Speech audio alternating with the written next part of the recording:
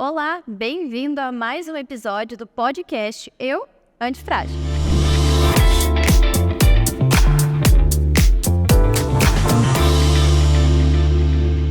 E hoje nós temos como convidada a psicóloga Célia Wendy.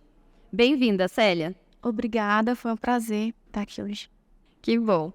Eu te convidei para a gente falar sobre a beleza da jornada da vida. E eu vou te contar como esse tema surgiu para mim. Eu estava dirigindo, preparando o podcast lá no mês de março e estava contemplando a natureza enquanto eu dirigia. E aí eu fiquei pensando do quanto a gente espera chegar até o momento que a gente deseja, que é ter as coisas concretizadas. Mas aí eu me dei conta que a beleza realmente mora na jornada, mora no caminho.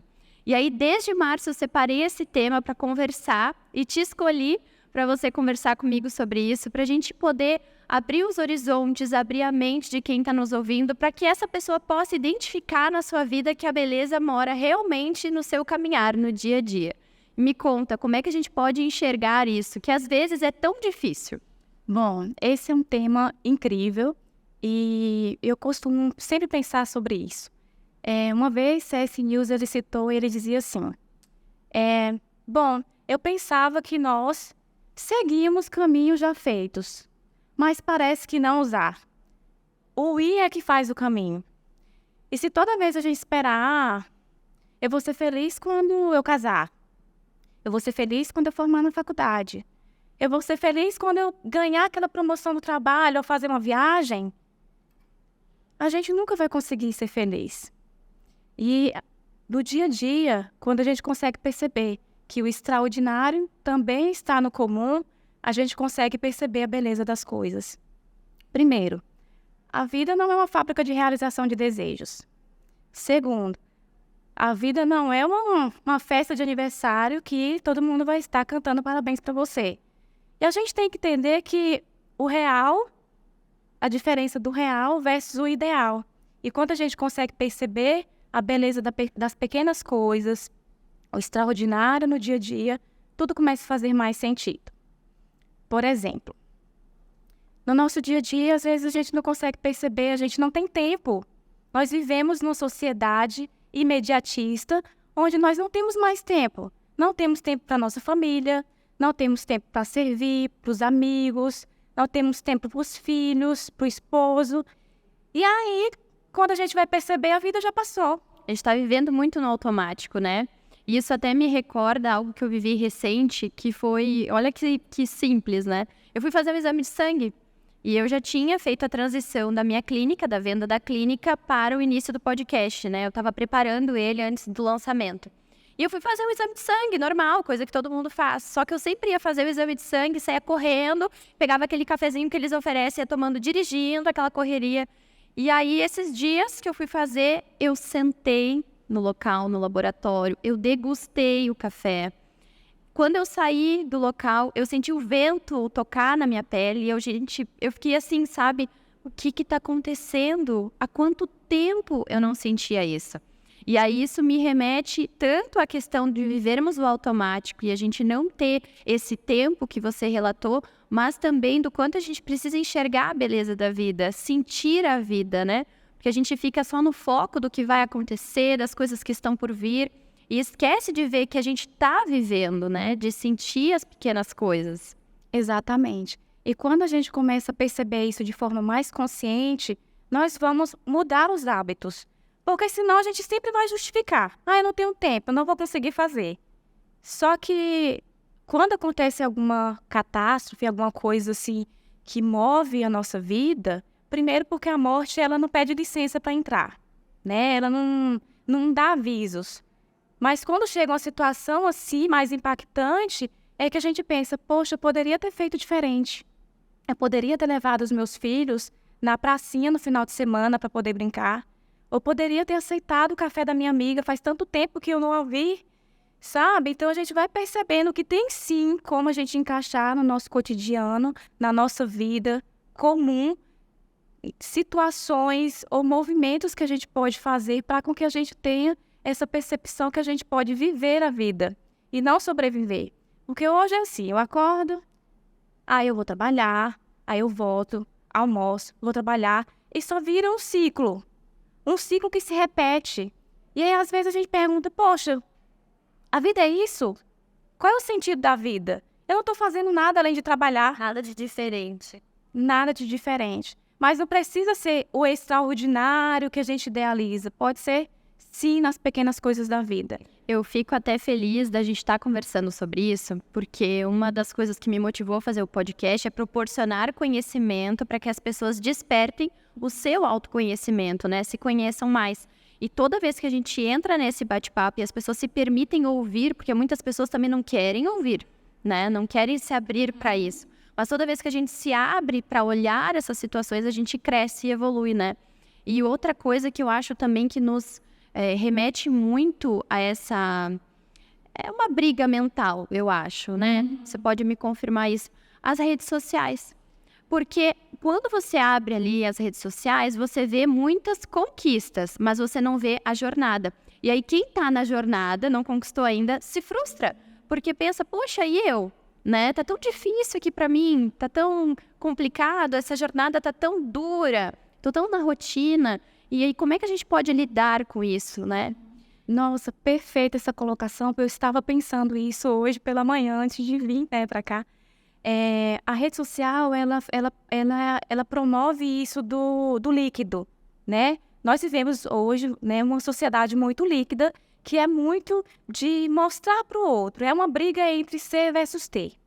E a gente percebe muito que, às vezes, a identidade das pessoas estão baseadas no algoritmo, né? Parece que o algoritmo do Instagram, do Google, sabe mais sobre a sua vida do que você mesmo.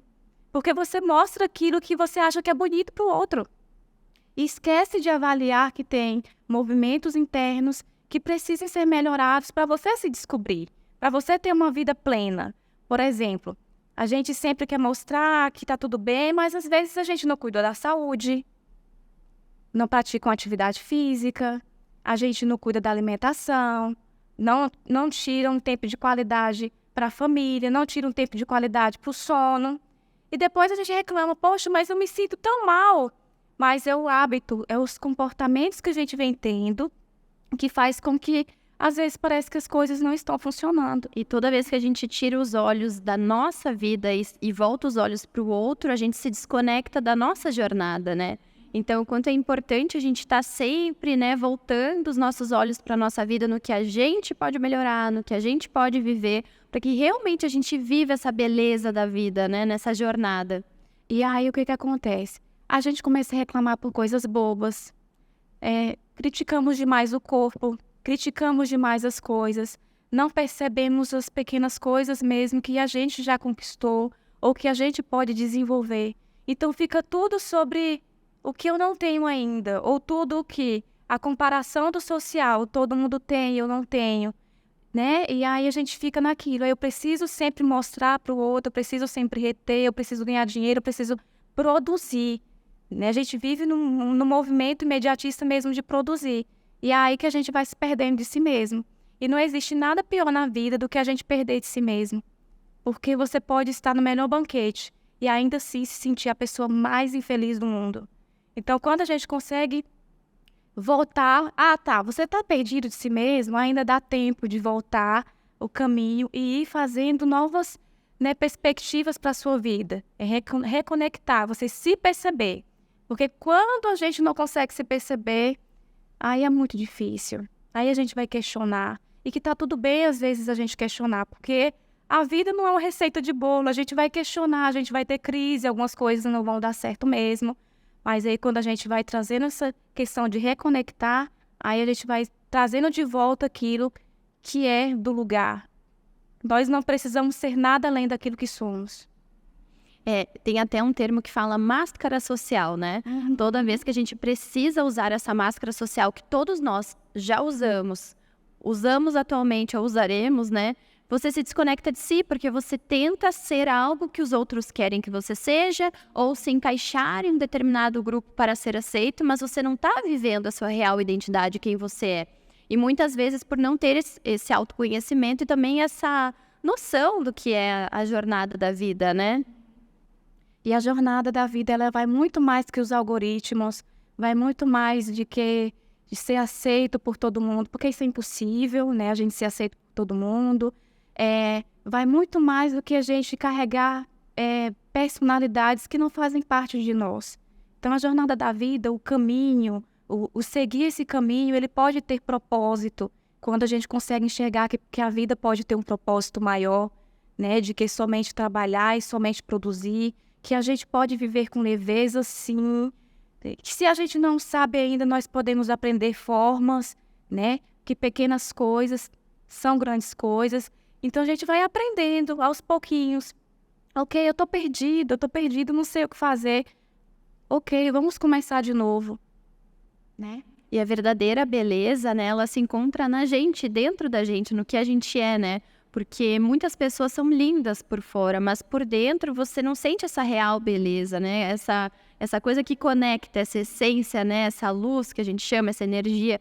E eu acho que as pessoas que realmente brilham e iluminam são pessoas que têm esse autoconhecimento. Então, como é importante a gente promover encontros de conhecimento para que a gente tenha essa difusão de conhecimento, enfim, né? Exatamente. E a nossa alma grita, gente. A nossa alma grita o tempo todo por sentido.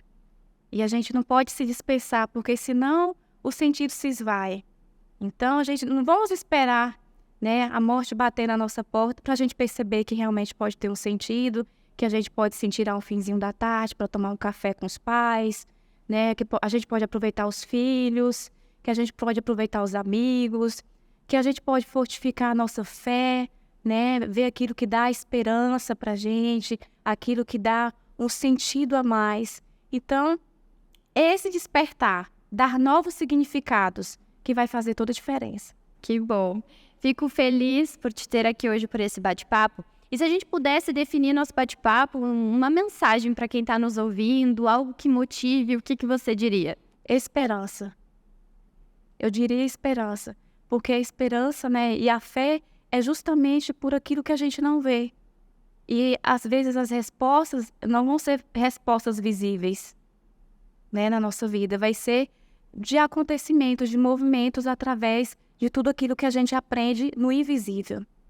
Então tá, fico feliz, gostei da mensagem, espero que quem está nos ouvindo também tenha gostado. Espero que você tenha gostado do nosso bate-papo e espero te ver também em outra oportunidade aqui com a gente. Com certeza, eu que agradeço e fico à disposição para qualquer momento. Muito obrigada. E obrigada a você que nos ouviu ou assistiu. Obrigada também aos nossos patrocinadores. E eu espero que você tenha gostado do nosso bate-papo. Até mais!